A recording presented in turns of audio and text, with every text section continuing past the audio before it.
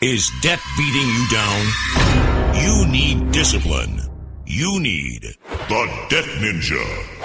If you've been caught in a financial trap and need to be set free, then you need the Debt Ninja. Want to stop those harassing collection calls, start saving thousands in interest and fees, and get out of debt fast? Then you need to call the Debt Ninja.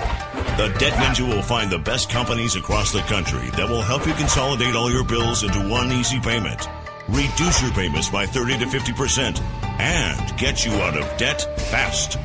If you have unsecured debt of $10,000 or more, such as credit cards, loans, or medical bills, call the Debt Ninja for a free 15-minute consultation. Call 800-826-1246. 800-826-1246. That's 800-826-1246. Call today. The Debt Ninja.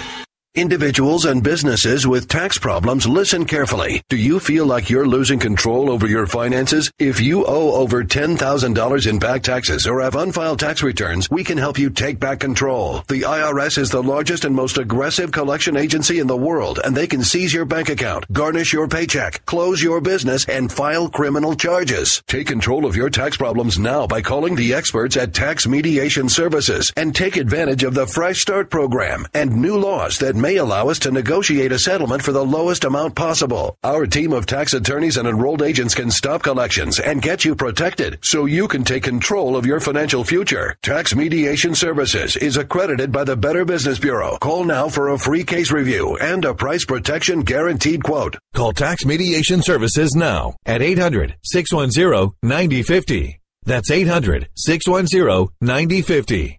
800-610-9050. Writers are prone to becoming so attached to our characters and stories that we struggle to see why a passage may not be working. It takes another set of eyes to help us nurture our writing to full maturity. At Black Wolf Editorial Services, we strive to enable writers to develop and grow, shaping stories into masterpieces that can stand the test of time. Editing services are provided for all genres and all age categories. Services range from critiques of the short story through to the line edits of the full-length novel and copy editing for those preparing for publication. We also offer assistance on generating a writer's bio for your website, as well as help with those book blurbs and promotional material. We won't abandon you to the masses. We want to celebrate with you in your successes. Black Wolf Editorial Services, nurturing your writing into maturity. For a full list of services and prices, visit us at blackwolfeditorial.com.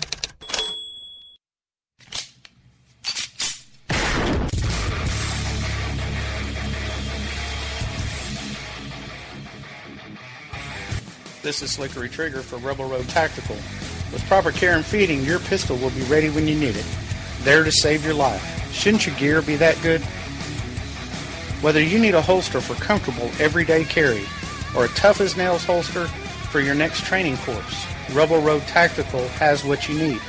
Check us out on the web at rebelroadtactical.com.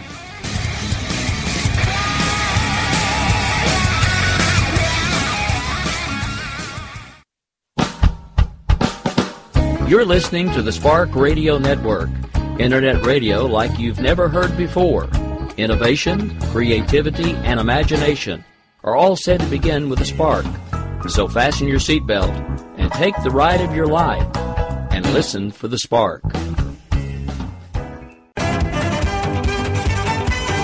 You are listening to KLRN Radio, where liberty and reason still reign. My name is Jessie. I'm a United States Special Forces widow. This gives me a unique perspective on the world around us. If you're willing to listen, I'll tell you how I see it, and I won't pull any punches. This is my POV, which stands for Point of View.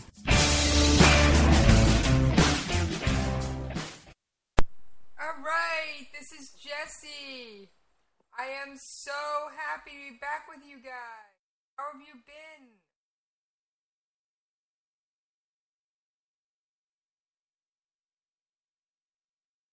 Alright. I have a lot to cover. Don't I say that every been so many changes in the past 7 to 10 days.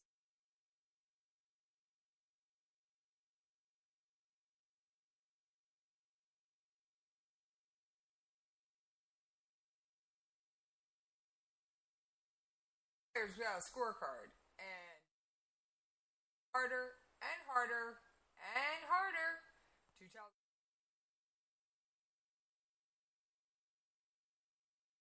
Team.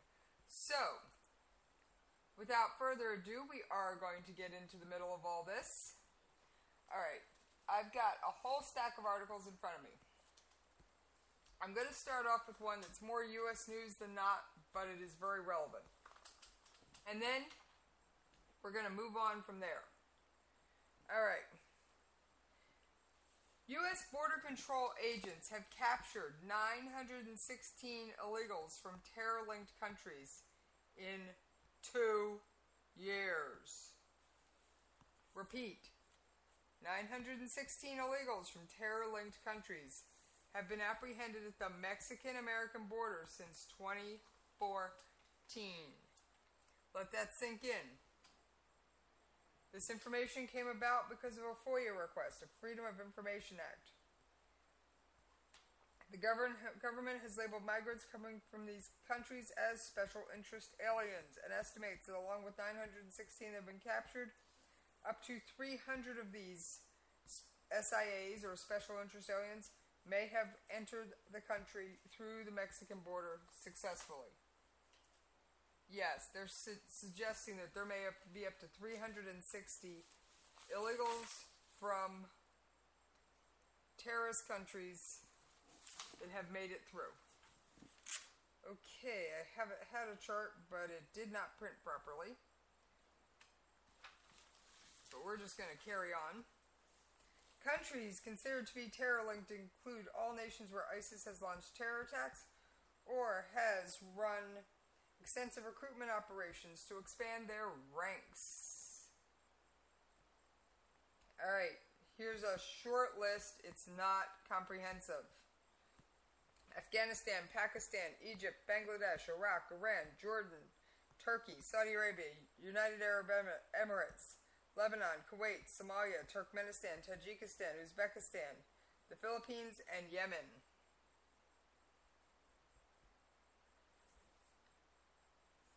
Yes, the terrorists are coming here. So that's pretty scary thought in my mind. To know that up to approximately, they're based on best estimates, that there are approximately 360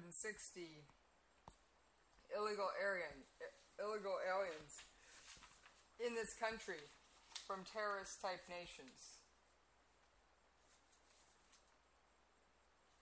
According to U.S. border officials, the majority of illegal immigrants infiltrate the United States through the loosely guarded southern border. The southwest border extends approximately 2,000 miles, and only half of that is controlled and actively monitored by U.S. border agents. Coverage of the northern border is even more paltry. Reports state that only 400 border agents were stationed along the 4,000-mile northern border.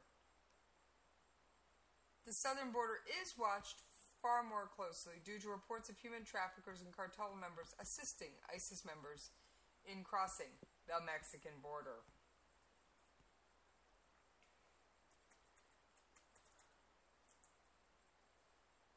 So, yeah, that's a lot.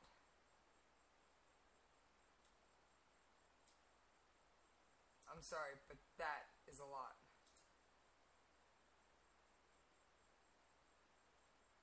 I mean, just think about that. There are approximately 360.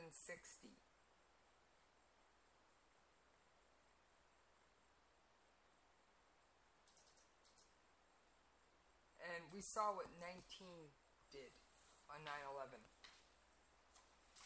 That's a lot. This number indicates there's a lot more than 19 roaming around. Alright, before I go any further, I am well aware, yes, well aware of the earthquakes in Italy please don't think I've been neglecting it. Not in any way, shape, or form. But it's been everywhere. I try and bring you news that isn't being well covered. Isn't.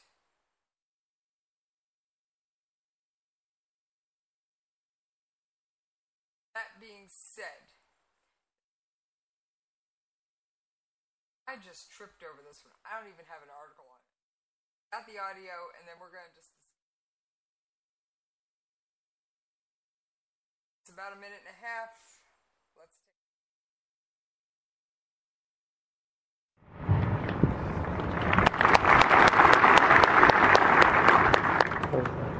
My name is Christopher Ledbetter. I'm from the United States. I came here from the U.S. Marines. This is my comrade, Juan from Spain. He's a Green Beret Special Forces soldier. We came here to help in the fight against Daesh. We see the horrible things that Daesh has done to these idiot Christian people here. We know that Europe and America have given no aid thus far. We're here to change that. We want to see the good people win over the evil. We know that Daesh is the enemy of not just the Yazidis, but the entire world. I am sincerely asking the European nations and America to give us heavy weapons and armored vehicles directly to the Jesus Palestina as a kind. We have seen the willingness of all the soldiers here to fight against Daesh. In America and Europe, they're afraid of the small attacks. The larger attacks here, the genocide, it will spread throughout the whole. This is the only way to ensure freedom. We must fight. It's an honor for us to be here, and we're proud to fight alongside you until the evil that is Daesh is finished. Shaheed Namr.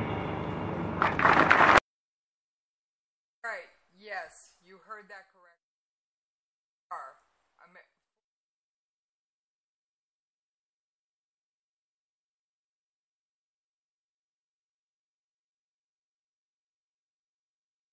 Fight against ISIS.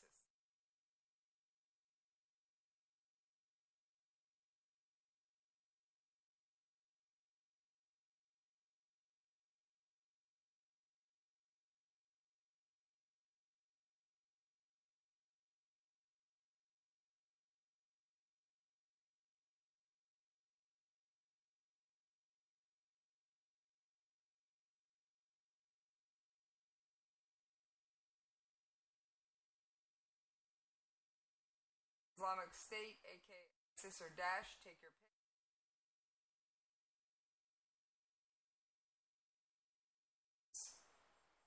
Absolutely nothing more than to get their hands on them.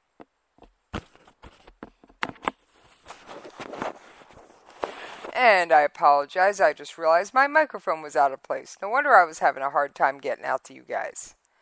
Alright, like I said, I think that there's definitely a lot of danger for them to be over there.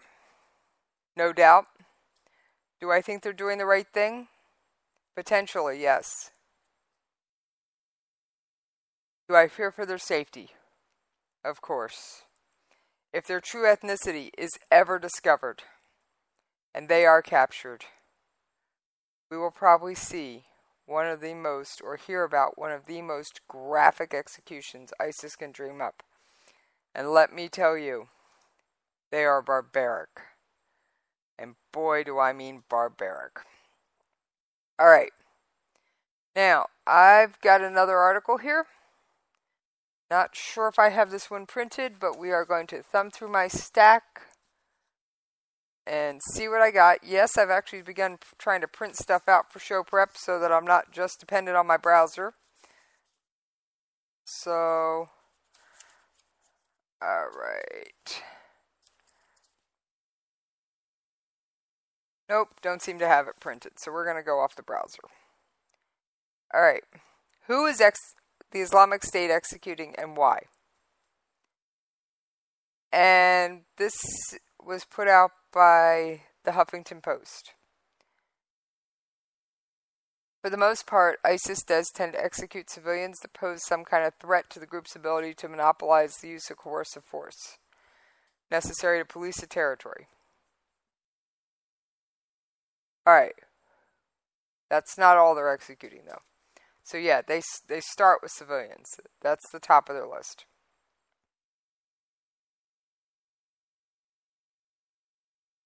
It is estimated between June 2014 and October 2015, casualties in, number of people that died by being executed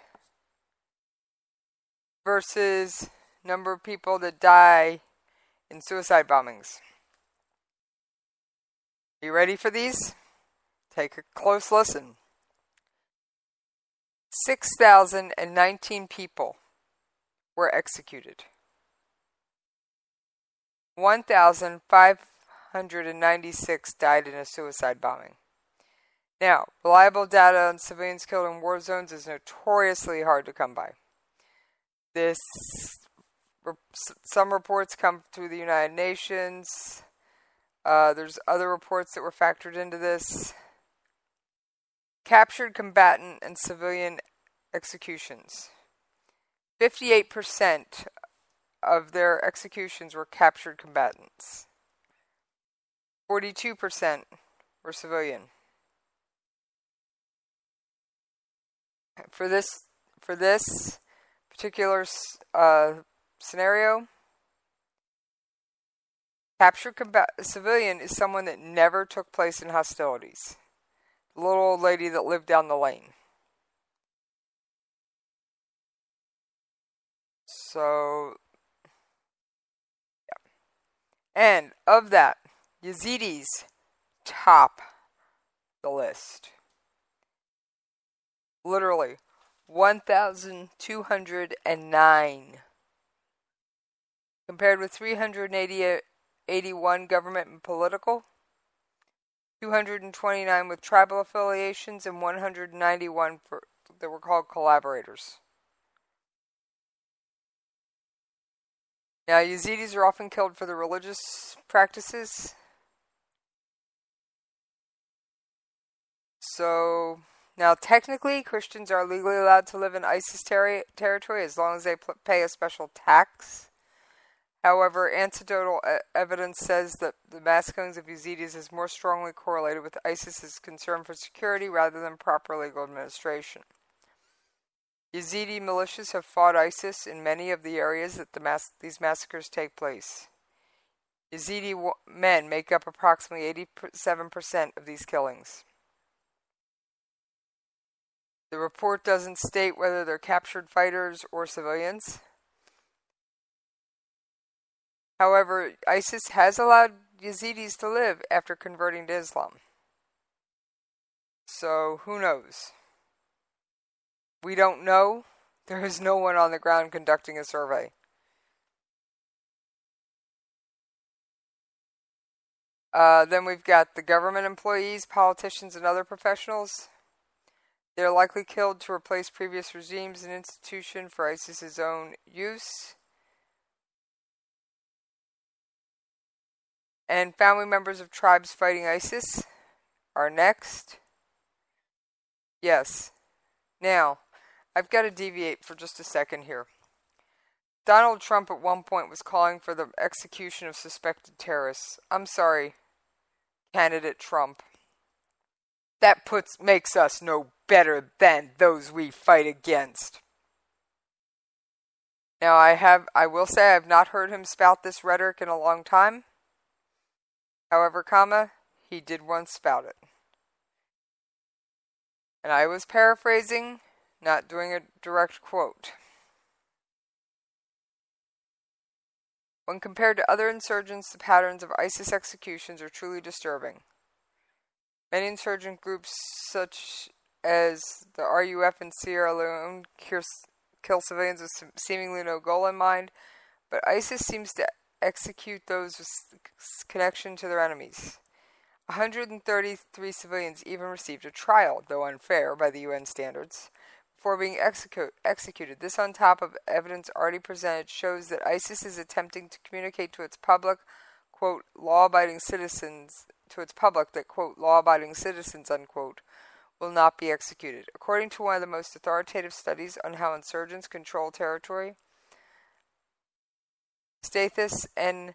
Kalavis, the author of The Logic of Violence in Civil War, when insurgents selectively kill associates of their enemies, the majority of the population believes they will not be killed if they abide by the rules of their occupier. However, when insurgents kill at random, everybody feels under threat. So that's kind of why they do it selectively. Alright. Explaining ISIS's success in Iraq requires more than just a survey of the patterns of execution. However, the ability to monopolize the use of the force in their state, quote-unquote state, to paraphrase an eminent sociologist Max Weber, goes a long way toward explaining why ISIS has been able to control territory. I mean, it's one of those things. ISIS has a wants to be the biggest dog in the front yard. They want no one stronger than they are. Alright, that is a quick rundown on ISIS. Now, let me see if I've got that other audio clip queued up. Let's see here. No, I don't have that one ready. Alright. We're going to cover a couple other articles because I just have a few minutes before bottom of the hour. Where has the time gone? Alright. We're going to talk about a truck bomb in Turkey. Turkey signals no quick end to Syria incursion as a truck bomb kills police. The suicide attack at police headquarters in a province bordering Syria and Iraq came 2 days after Turkey launched its first major military incursion into Syria, an operation meant to drive Islamic State out of the border area and stop Kurdish militias from seizing ground in their wake. U.S. Secretary of State John Kerry and Russian Foreign Minister Sergei Lavrov meanwhile tried on Friday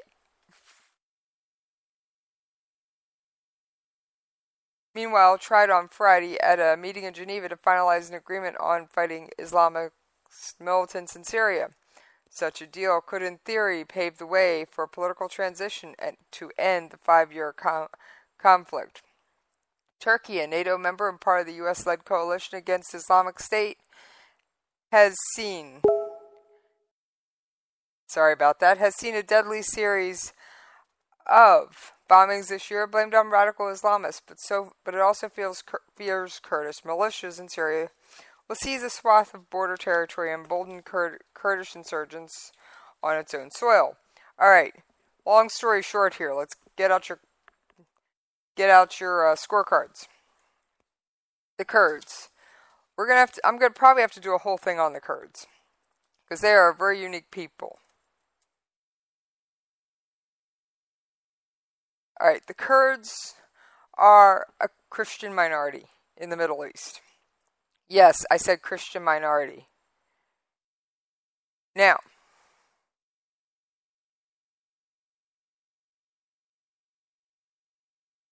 the Kurds are one of the few people that have zero issue with Christians.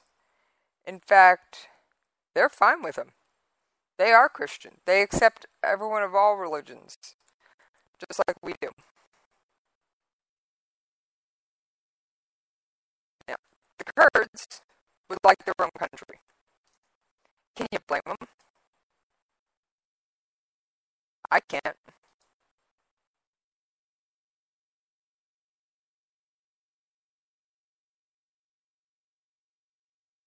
I can't blame anybody for wanting their own country. Especially after they were gassed by Saddam Hussein.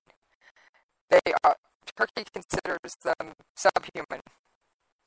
There's the whole thing. Like I said, I see a serious slowdown coming on the Kurds in Kurdistan and why they want it. Now, there's a whole mess of politics as to why they're probably not going to get it, but we're not going to go into that. So, back to this bombing. PKK, which is a Kurdish group, claimed responsibility for the attack on the police headquarters according to a website affiliated to the group. Syria has condemned the Turkish operation, codenamed Euphrates Shield, as a breach of its sovereignty. Turkish special forces, tanks, and jets launched the incursion in support of Syrian rebels, most notably Turkmen and Arabs, who quickly took the border town of Jarablus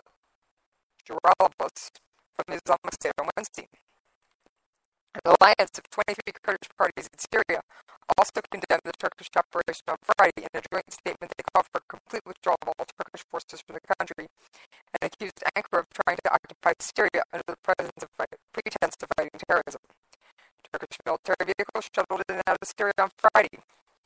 Yes, Friday, today.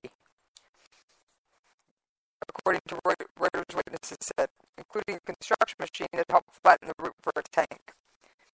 Controlled explosions rang out around the Karkamas border crossing as Turkish security forces removed mines and booby traps left by the Islamic State.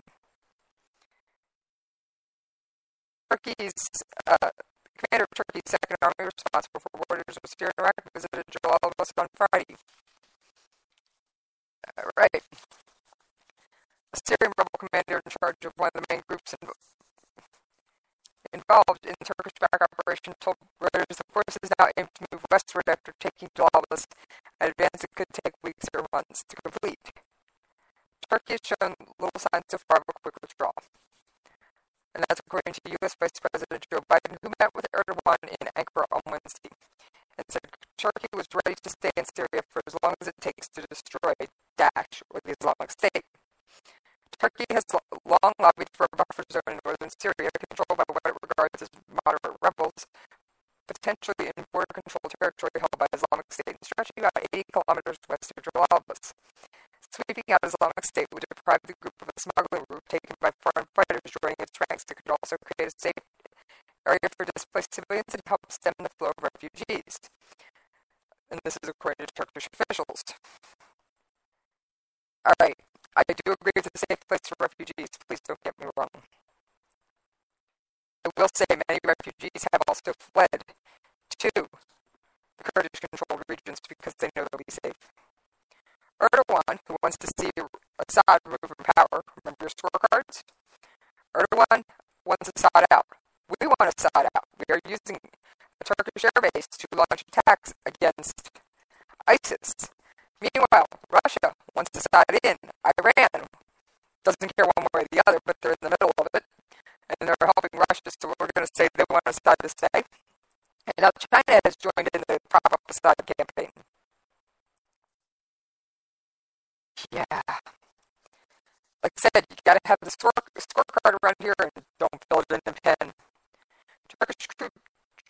Turkey views the PKK listed as a terrorist organization by Turkey, the United States, and the European Union. It's closely linked to the Syrian Kurdish YPG militia.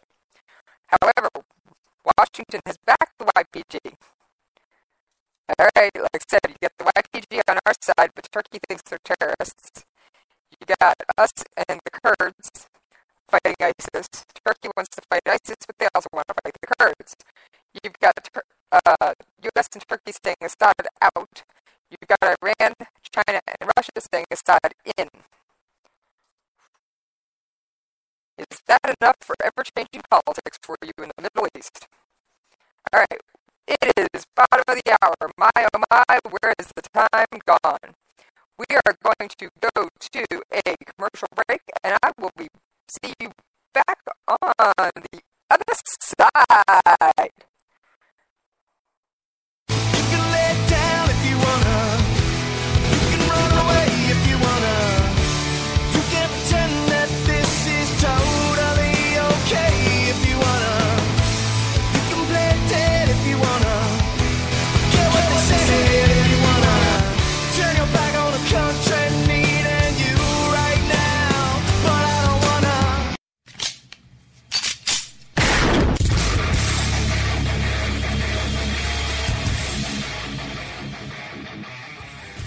This is Slickery Trigger for Rebel Road Tactical. With proper care and feeding, your pistol will be ready when you need it, there to save your life. Shouldn't your gear be that good?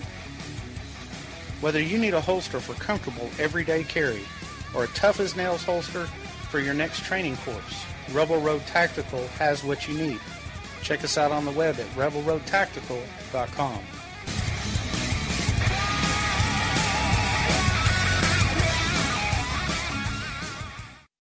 Tired of paying outrageous prices for Viagra? Well, we have great news for you. Now you can finally get Viagra at huge discounts. Healthy Man allows you to save up to $500 on Viagra. Why pay U.S. pharmacy prices of $15 per pill or more when you can get Viagra for less than $3 a pill? Call today and get 40 Viagra pills for only $99. This can cost as much as $600 at your local pharmacy. You can't afford not to call us. If you want Viagra at the lowest prices, never pay $15 a pill pharmacy prices again. Get Viagra for less than $3 a pill. Call 1-800-516-7602 today and save up to $500 and get 40 pills for just $99. Healthy Man is fast, easy, and affordable. Operators are waiting at 1-800-516-7602 to take your call right now. Call 1-800-516-7602. That's 1-800-516-7602. Again, 1-800-516-7602.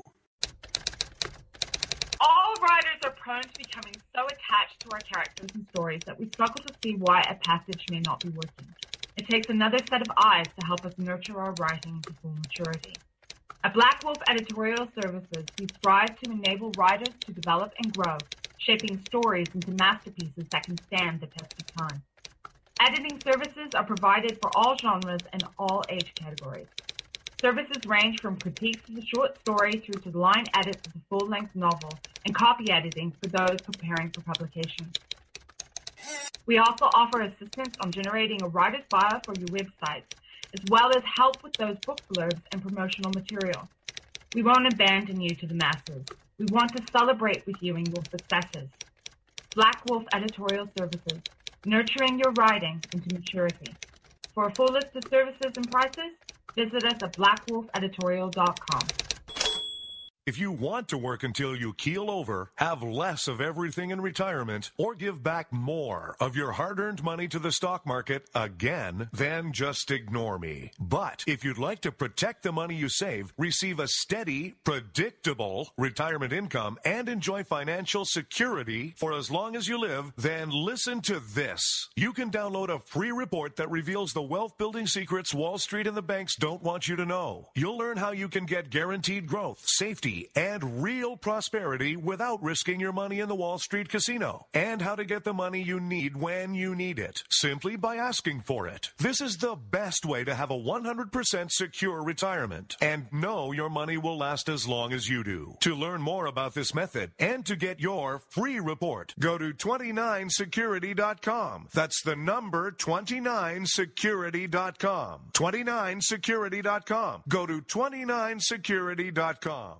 You can lay down if you wanna. You can run away if you wanna. You can pretend that this is totally okay if you wanna. You can play dead if you wanna. Forget what they said if you wanna. Turn your back on the country needing you right now, but I don't wanna. All right. Thank you for hanging in with me over that commercial break. All right. I just found out as I was going to the commercial that my audio had gotten just a little hinky towards the end. All right. Now, I do have some audio clips for you, and I got them straightened out while we were at commercial break. There's been a big development in Syria that I haven't had time to talk about. Now, it just happened today, but I know we've been stuck on Syria, but they're kind of the biggest dog in the fight today. All right. Some people actually managed to leave a blockaded, controlled, besieged area. Amazing. Let's take a listen to the audio, and then we will discuss it. Well, Daraya, Robin, is really a microcosm of the tragedy of the Syrian uprising. It was there in 2011 when there were some of the first protests against the regime. Peaceful protests. It quickly descended into an armed conflict, and from November of 2012, the city, which had hundreds of thousands of people, was put under siege. At this point, there are only about 7,000 to 8,000 civilians left inside. Now, according to the agreement worked out between the rebels and the Syrian government, somewhere between 400 to 700 of the fighters will go with their families, provided safe passage on buses to Idlib in northwestern Syria. The rest, the other civilians, 6,000 or 7,000, will be taken to centers where they will be received in government-held areas. Now, this is a huge symbolic victory for the government in Damascus, which, as I said, has been besieging, bombarding brutally this suburb of Damascus. It's also significant because what this means is this will basically free up a lot of the Syrian army that's been stationed around Daraya. Perhaps they will be able to move northward to Aleppo, which is expected to be the next decisive battle in this seemingly endless bloodbath. All right, so, yes, there was finally some people were allowed to leave some of the besieged areas. Finally. But it's not all coming up roses. And the surrender ended one of the longest sieges of the Syrian war and marked the latest victory in Assad's regime's surrender or starve military campaign. Now,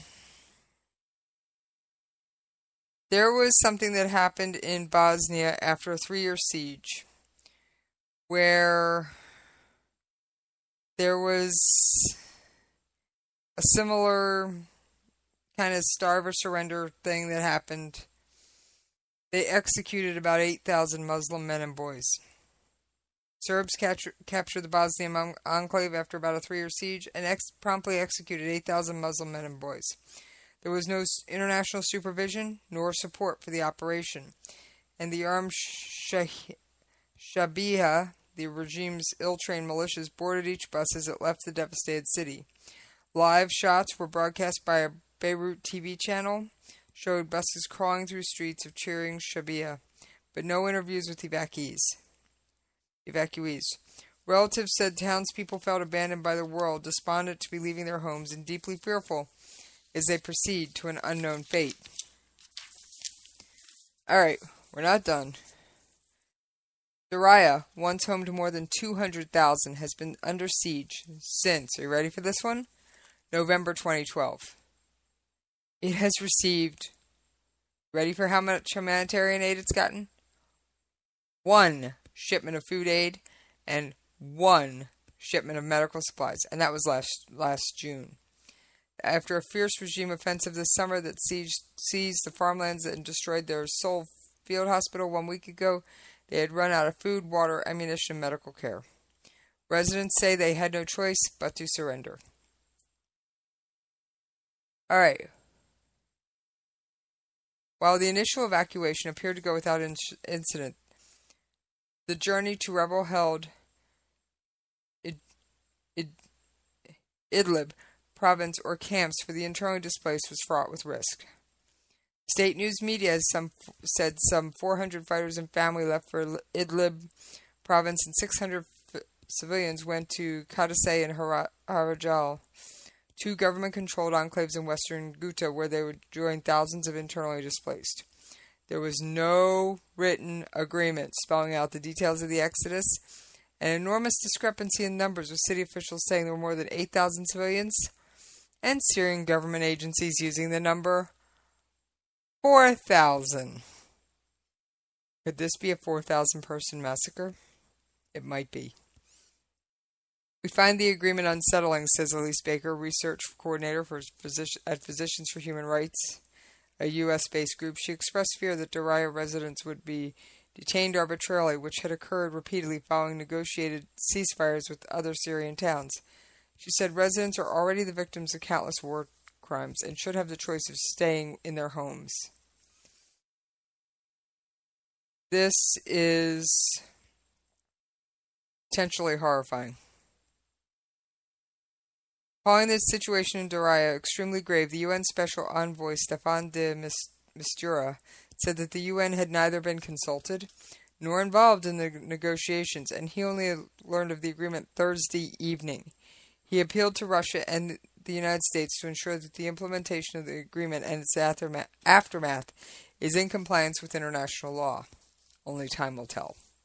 U.S. Secretary of State John Kerry was meeting his Russian counterpart, Sergei Lavrov, in Geneva Friday to discuss Syria, but there was no sign they'd intended to take ownership of a situation beyond their control. It took de Mistura 19 hours to issue a statement. If you don't already know what's inside a pint of Ben & Jerry's cores, what is spoiler playing? alert, each pint has a soft, gooey core of deliciousness. Anissa, do your thing.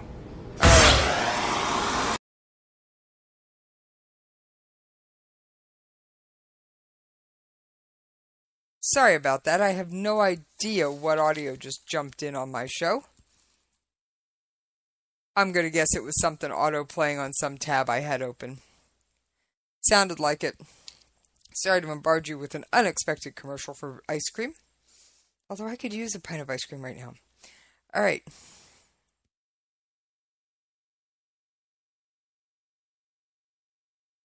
City defense organizers counted 54 barrel bombs that they say was napalm, which is a flammable liquid that starts fires that cannot be doused with water. Napalm is a weapon banned under international treaty.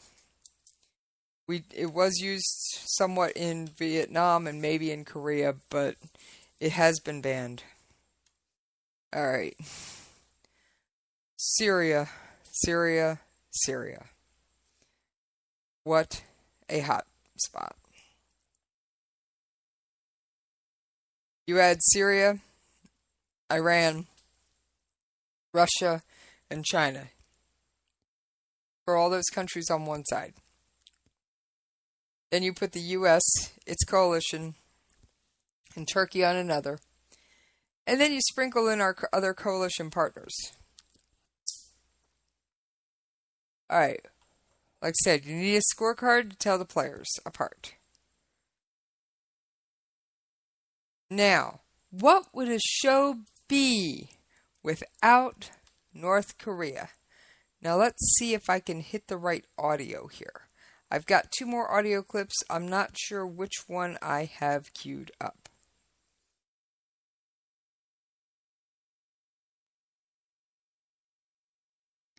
To international news now, where it seems there's increasing cooperation over Syria. It follows Iran allowing Russia we're going to listen to this. Airbase, and now China saying it will offer military help to the Syrian government. Here's RT's Gayan Chichikan with more. Closer military ties with Syria. A senior Chinese military official just visited Damascus, where he met with the Syrian defense minister. According to the agency, the Chinese and Syrian officials also talked about the possibility for China to provide military training and humanitarian aid to Syria. This talk about the possibility of China providing military training to Syrian government forces marks a change in China's more detached approach to the war in Syria. China had previously praised Russia's role there, but it may now provide more specific support to the fight against terrorists. The Chinese news agency also reported that while in Damascus, the Chinese military official also met with the Russian general. So you have a potential alliance forming not only with China, but also with Iran. This weekend, Russian jets delivered their first airstrikes on terrorist targets in Syria operating from an Iranian airbase. The bombers took off from Hamadan airfield to attack ISIL and al-Nusra facilities in Aleppo, Deir ez-Zor, and Idlib provinces. The Russian Defense Ministry said the strikes had eliminated 5 major terrorist weapons depots and training compounds in the area. So you have a strategic cooperation between Russia and Iran in Syria, and we may now add China to that alliance. The difference between this alliance and the U.S.-led anti-ISIL coalition would be that to go after terrorists, Russia, Iran, and China are supporting the Syrian army, while the U.S.-led coalition is supporting rebel forces in Syria. The problem is those rebel forces sometimes join forces with terrorists, and it becomes difficult to distinguish them from terrorists. All right, that was from a Russian television news source that is an English-speaking channel. Now, she does have a point that sometimes you can't tell the rebels from the terrorists. I agree with her on that point. China joining in on this adds a whole new funky piece of puzzle to this, funky twist to this pie. Quite a funky twist, thank you very much. Alright. Got one more audio clip. Trying to remember which one it is. It's not properly labeled, but whatever one it is, we're going to roll with it.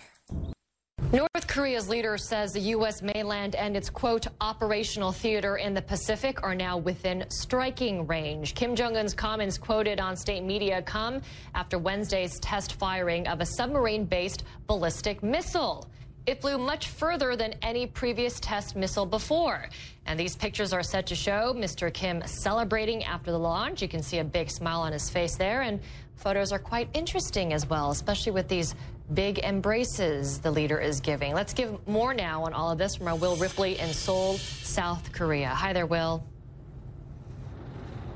Hey, Amra, those propaganda photos out of North Korea really are remarkable because they reveal a side of the North Korean leader Kim Jong-un we don't normally see, as he was celebrating with his scientists, projecting so much confidence that he feels he has finally perfected this missile technology capable of delivering a nuclear warhead to his enemies, including the United States. Rising from the waters off the eastern Korean peninsula, an ominous new threat from North Korea, the successful test firing of submarine-launched ballistic missile Pukguksong, meaning Polaris, the North Star. A weapon North Korean leader Kim Jong-un says puts the U.S. and its allies within striking range of a nuclear attack. A triumphant announcement on the North Korean news. State propaganda images claim to show a perfect launch. Before dawn Wednesday, anxiety turns to exhilaration. Kim Jong-un and his officers smiling, laughing as they track the missile some 500 kilometers, more than 300 miles, further than any previous attempt. The testing and the phase of the development is very rapid. A launch attempt just last month failed. A missile fired 4 months ago in April traveled just 30 kilometers, around 18 miles. Analysts believe Wednesday's missile traveled 16 times further, meaning it can strike anywhere in South Korea, home to 50 million people and some 25,000 American troops. The latest launch as U.S. and South Korean forces engage in annual military exercises, similar to these in the spring. Pyongyang views the annual drills as a direct provocation.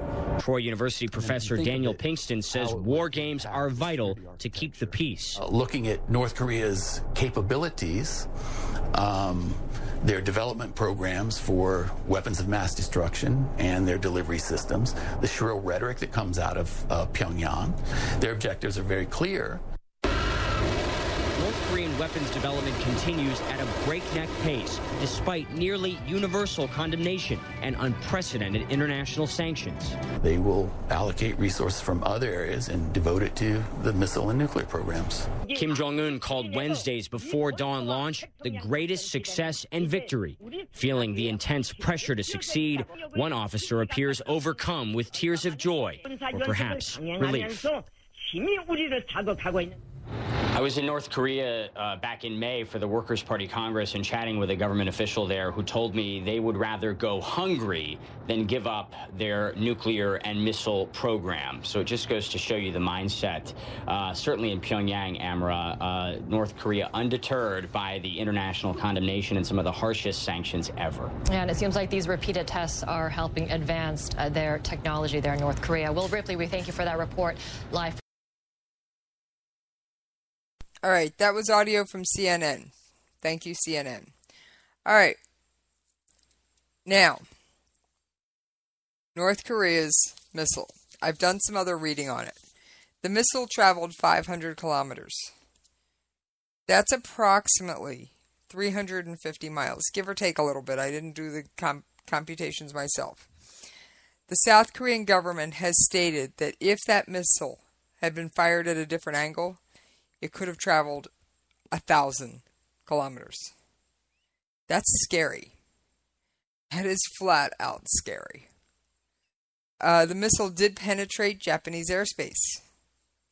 I don't like that. I have a feeling Japan doesn't like it either. We have quite the number of military still based in Japan. And as far as war games go, to slightly change topics here, we aren't the only one conducting military readiness drills. Russia begins military readiness drills near Ukraine amid Crimea tensions. Amid political tensions between Russia and Ukraine, Moscow is making certain its armed forces are ready to fight if necessary. Russian President Vladimir Putin on Thursday ordered his military to conduct practice drills on the country's western edge near Ukraine, the embattled Crimea Peninsula, to test troops' readiness. The drills were announced by the defense minister. So, it's the full procedure of preparation of the armed forces for protection of natural interests. It's basically so they say they can protect their national interests if need be. And I'm sorry, they walked into Crimea and basically seized sovereign territory from another country. Now, they didn't just walk in. They slipped people in that weren't wearing uniforms and said, oh, nope, nope, nope. We're not there. The world knew they were. Alright, I know I'm almost out of time. Alright, I'm going to start with this one, because if I don't get to the other one, I'm not going to worry about it. The United States has had some record-keeping lapses in arms sent to Iraq and Afghanistan. The Pentagon has awarded up to $40 billion worth of small arms and ammunition contracts as part of an effort to arm Iraqi and Afghan security forces, but can only account for a fraction of battle rifles, sniper rifles, machine guns, and pistols it purchased. And this is according to an independent report that I don't think is named. The London-based charity Action on Armed Violence said it spent almost a year analyzing 412 small arms-related contracts issued by the Defense Department. Deals that, if fulfilled, are potentially worth $40.1 billion. More than half the total value, $24.6 billion across 183 contracts, is for ammunition and upgrades to production facilities, according to the report. For example, the single largest contract was for ammo and modernizing. The contractor operated a Lake City Army ammunition plant in Missouri, a deal potentially valued at $8.5 billion alone. Yes, that was $8.5 billion. The smallest piece of the total value, $4.2 billion across 129 contracts, is for actual guns, namely small arms with calibers up to 30 millimeter. Now, for those of you that don't speak gun, 30 millimeter isn't huge. Alright, of the total value, the Federal Procurement Database System, or FPDS, shows that about $20 billion was spent by September 2015. That works out to $13 billion on ammunition and upgrades to ammunition factories, $4 billion on small arms attachments, and $3 billion on small arms.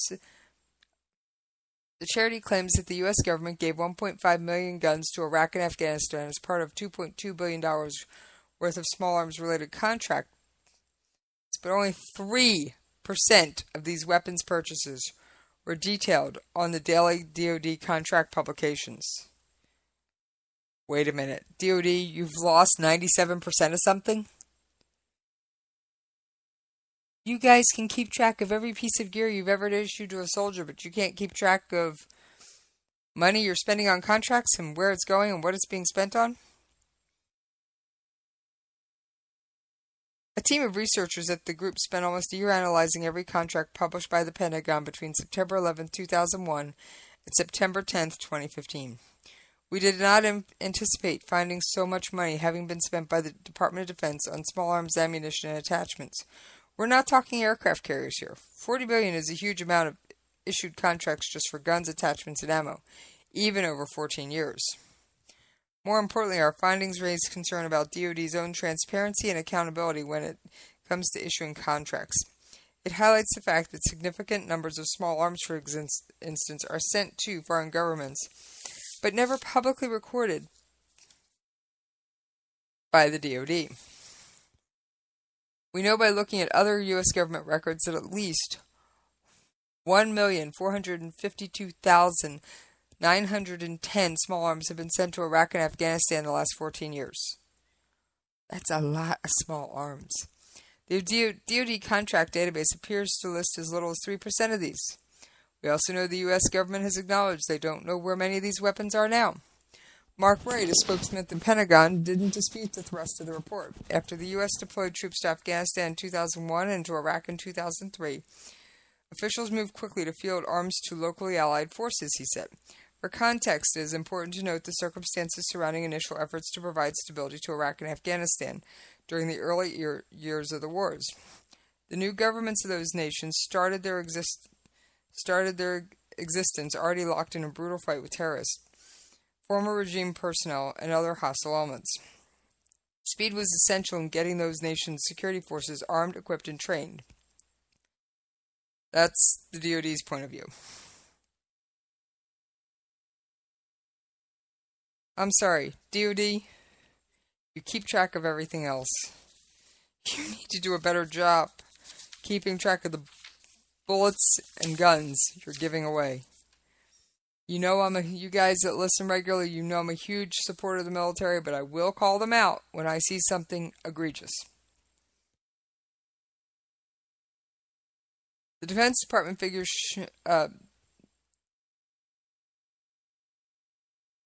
there's only about 48% of the total small arms supplied by the U.S. government found in an open-source government reports. Such shortfalls highlight the lack of accountability, transparency, and joined-up data that exists at the very heart of the government's weapon procurement and distribution systems. Wright acknowledged the number provided to the group didn't take into account other sources of small arms. He said the Pentagon's figure of some 730,000 weapons provided through Defense Security Cooperation Agency does not include approximately 355 non-FMS acquired weaponry that Multinational Security Transition Command Iraq reported in the GAO report. DoD cannot ensure, Department of Defense cannot ensure that U.S.-funded equipment has reached Iraqi security forces from July 2007. It's very important to note that today the Department does track the origin, shipping, and in-country distribution of all weapons. DoD representatives in Afghanistan and Iraq inventory each weapon as it arrives in country and record the distribution of the weapon to the foreign partner nation. So, they had screwed up. They have fixed it. But guys. Well, right on my heels is America Off the Rails with Rick Robinson. So, on that note, I'm out of here!